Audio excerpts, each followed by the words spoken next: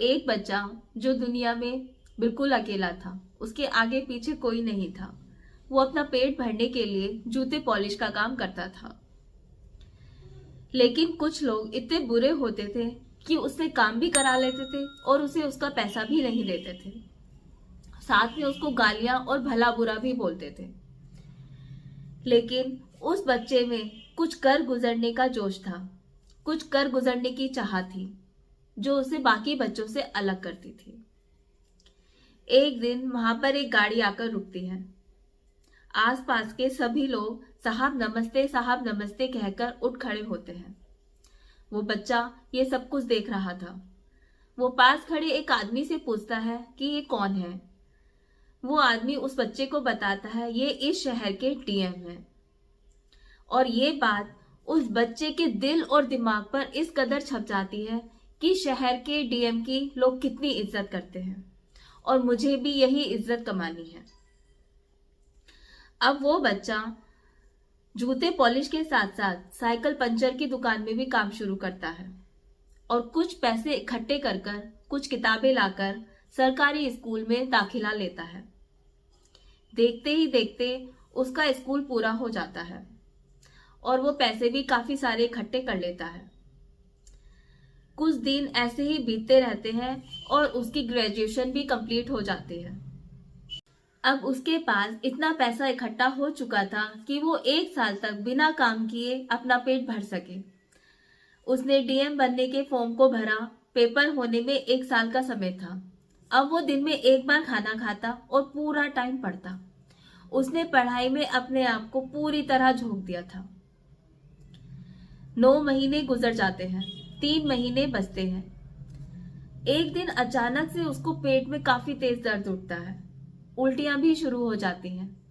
5-6 दिन तक ऐसे ही चलता रहता है, लेकिन वो ये सब कुछ नजरअंदाज कर कर पढ़ता रहता है। एक दिन अचानक से वो बेहोश होकर गिर जाता है, लेकिन उसको देखने वाला कोई भी नहीं था। वो बिल्कुल अकेला था। जब उसको होश आता है तो वो कुछ बेहतर महसूस करता है। वो फिर से पढ़ाई में लग जाता है। कुछ दिन बाद उसको फिर से वही तेज दर्द उठता है और अब दर्द बिल्कुल सहन नहीं हो रहा था। उसको डॉक्टर के पास जाना पड़ता है। उसको डॉक्टर से पता चलता है कि उसके पेट में एक गांठ हो गई है, जिसको ऑपरेशन के जरिए निकालना पड़ेगा। वो डॉक्टर से बोलता है कि आप मुझको कुछ ऐसी दवा लिख दें जो मैं तेज दर्द में ले सकूं। मैं अभी ऑपरेशन नहीं करा सकता। वो बच्चा दवा लेकर घर आ जाता है और फिर से पढ़ाई में लग जाता है। अब उसको दर्द रोज रोज होने लगा।